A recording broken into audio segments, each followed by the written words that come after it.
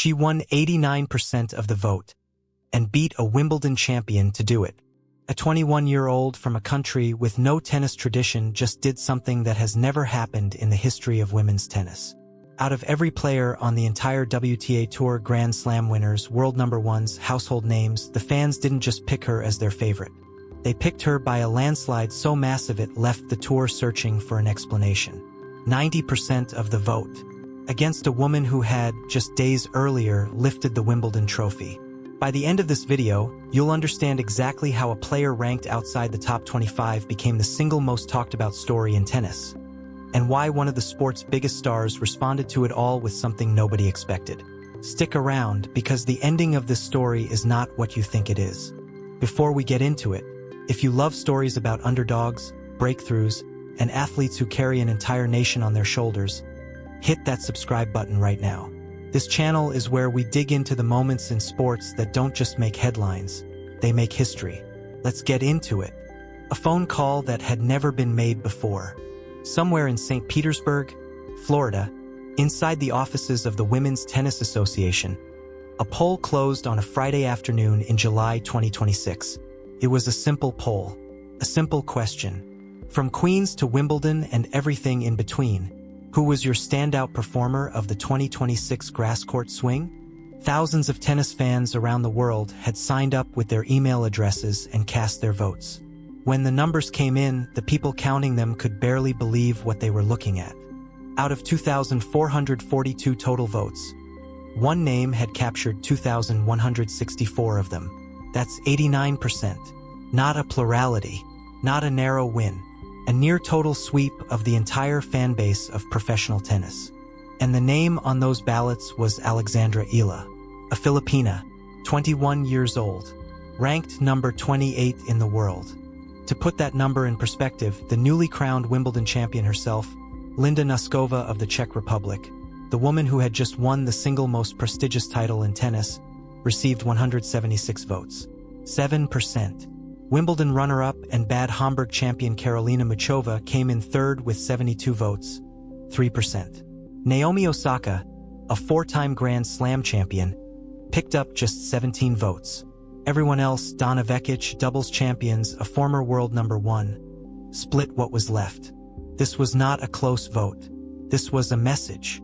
And to understand why the tennis world is still trying to process it, you have to go back 5 weeks, to the start of the grass court season, before any of this seemed possible. The Philippines has never had a moment like this. Tennis, as a sport, has always had its geography.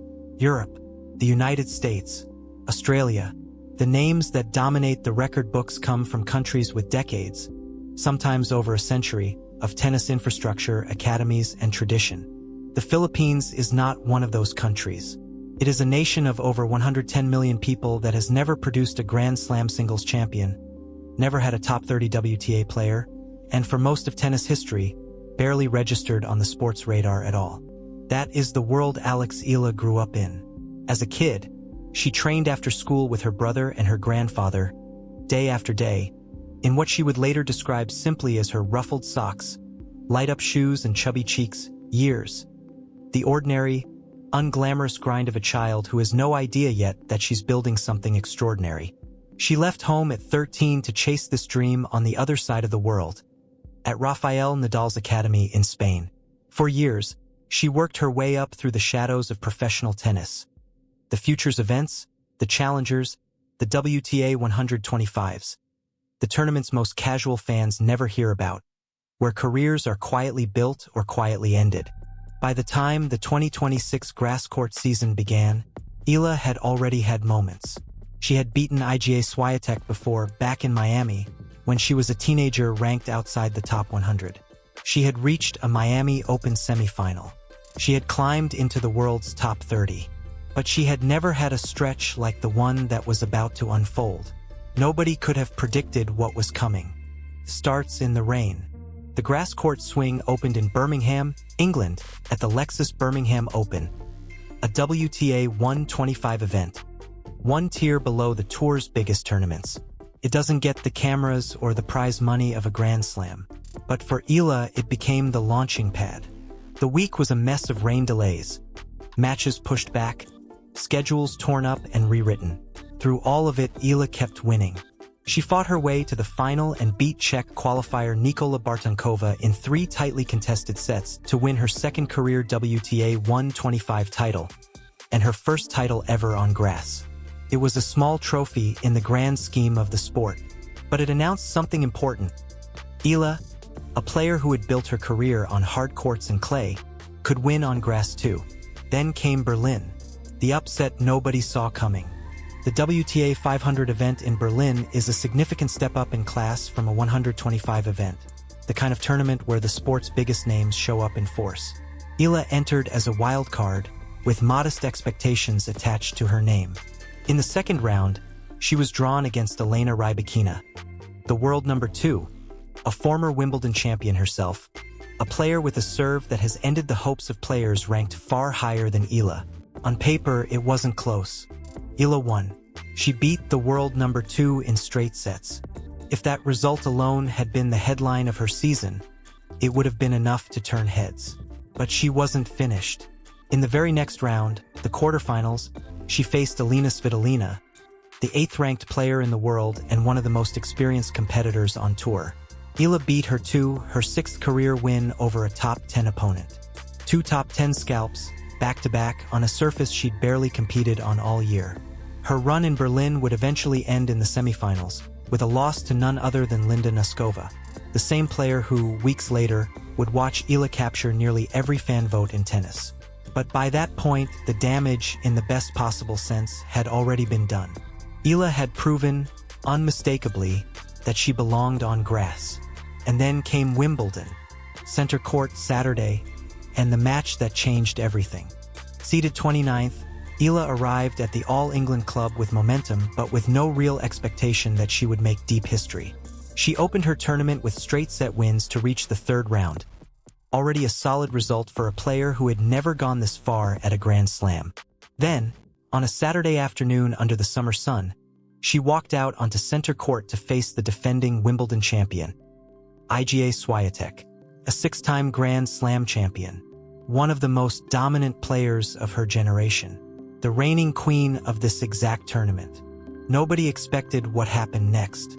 Eala took the first set in a brutal tiebreak, 7-6. She dropped only 2 games in the second set to close it out, 6-2. The final score read 7-6, 6-2, and the defending Wimbledon champion was out of her own tournament, beaten by a 21-year-old ranked 29th, on the biggest stage in the sport. It was more than an upset. It was history. Alex Eala became the first player from the Philippines to ever reach the second week of a Grand Slam singles tournament in the Open era, a distinction that belongs to her, and her alone, in the entire history of the sport. But it wasn't the scoreline that made this match unforgettable. It was what happened after. The interview that broke the internet. Standing on center court, microphone in hand, still catching her breath, Eala was asked what this win meant to her. She started talking about the players she had just been compared to: Swiatek with her 6 majors, the Williams sisters with their decades of dominance. For them, she said, a result like this might seem small. And then, through tears, she said something that had nothing to do with rankings or trophies at all.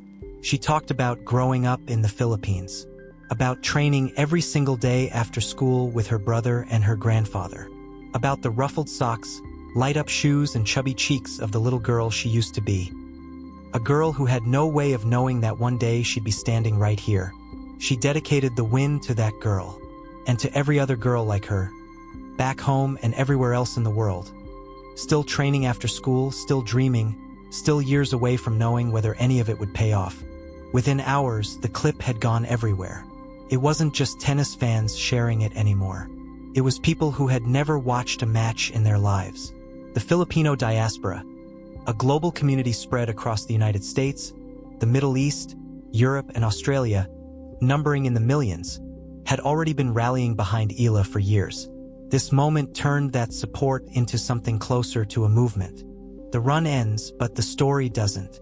Eala's Wimbledon fairy tale eventually came to an end in the 4th round, where she lost a hard-fought, 3-set battle to Italy's Jasmine Paolini. It was a disappointing result in the moment, so close to a first Grand Slam quarterfinal, and it slipped away. But zoom out, and the 5-week stretch from Birmingham to Wimbledon had completely transformed her season. She climbed to a career-high ranking of world number 28. She had beaten a top 2 player, a top 10 player, and a defending Grand Slam champion, all in the space of a month.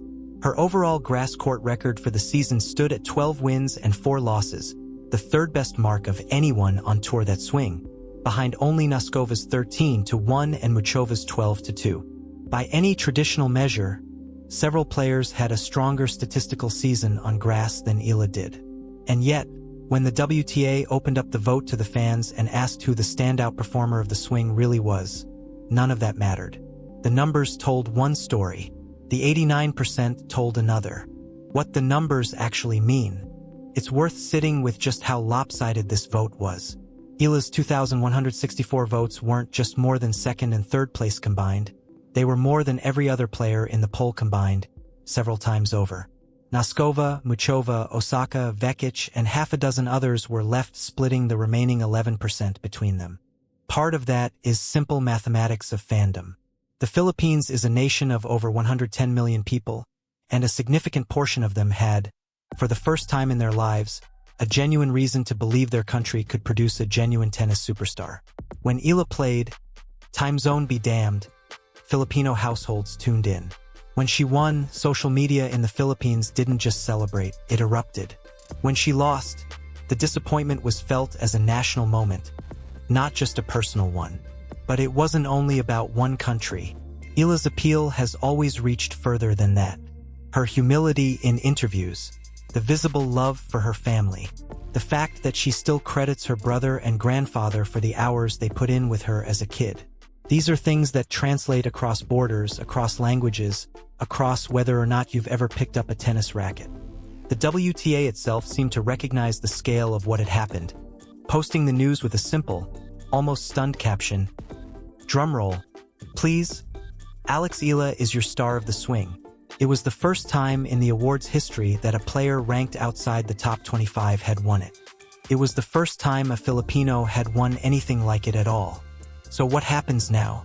Here's where the story takes its next turn, and where things get interesting for anyone wondering whether this was a one-swing wonder or the start of something much bigger. With the grass season behind her, Eala immediately turned her attention to the North American hardcourt swing, the part of the calendar that leads directly into the US Open, the final Grand Slam of the year. Her schedule was set. The Mubadala DC Open in Washington, where she was set to team up with Venus Williams in doubles, followed by WTA 1000 events in Toronto and Cincinnati, before the US Open itself in New York. Think about that for a second. A 21-year-old from the Philippines, fresh off beating a Wimbledon champion and topping a fan poll by a landslide, walking onto a doubles court to partner with one of the most iconic champions in the history of the sport. If you had described that scenario to a tennis fan even a year earlier, they might not have believed you. And that's really the heart of this story. Not just what Alex Eala has already done. Beating top 10 players, reaching the second week of Wimbledon, capturing nearly every fan vote in the sport, but what it might mean for everything still ahead of her. A career-high ranking of 28 is a milestone. It is not a ceiling. For a country that has waited generations for a moment like this, the Star of the Swing award might end up being remembered as a footnote in a much bigger story, the moment the rest of the world finally noticed what Filipino fans had believed for years, that they finally had a player who belonged on the very biggest stages tennis has to offer. Whether that next chapter includes a Grand Slam final, a top 10 ranking, or simply more nights like that one on center court, one thing is clear. The tennis world is watching Alex Eala now in a way it never has before. And if the numbers from this poll are any indication, it isn't just the Philippines that's watching. It's everyone. If the story moved you even a little, do us a favor and hit subscribe, drop a comment with your take on where you think Alex Eala's career goes from here, and share this with someone who needs a reminder that the biggest stories in sports don't always come from the biggest countries. We'll see you in the next one.